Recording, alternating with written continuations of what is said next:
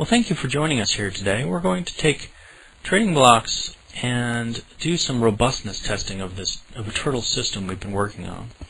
So you can see we've got the turtle system here, and we're going to run a basic test. You can see we're starting in 2000 and running for 5 years on 15 instruments. And we get some fairly reasonable results in the 55% return range with a fairly low drawdown. So this isn't too bad, but what we really want to do is to find out how robust these settings are. Make sure that this doesn't have a random start date that happens to be very effective or hasn't been curve fit. So one of the ways we can do that, there's lots of ways to test for robustness in Trading Blox, but one of the ways that we're going to explore right now is start date stepping. It's very critical that you step your start dates to understand how effective your system is with different start dates to make sure that there's not an anomaly or an outlier. So we're going to step from 0 to 24 months, so it's basically a 2-year step on our start. We're going to set the duration to 36 months just so that we don't have different lengths for each test.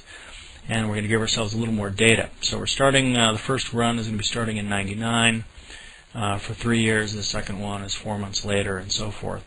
And so you can see that we run through a full 7 tests of the stepping, all-inclusive, and it'll give us the results for the instruments run over that period of time. It's a very important robustness testing tool that we use to be able to check different start dates. So you can see that we're fairly consistent, although the return does change depending on the start date. So you can see that starting in 99 we had that return. 2 months, 4 months later, 12 months later, 4 months later, you can see how that affects things.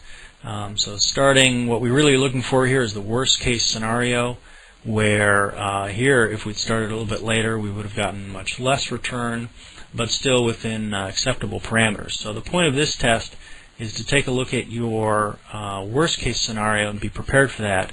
In the case that you don't happen to start on the best date, you start on whatever day you happen to start trading. So you want to make sure that that's still an acceptable risk-reward characteristic for you. Well, thank you very much for joining us. We hope you take some time to watch some more of our movies. Thank you.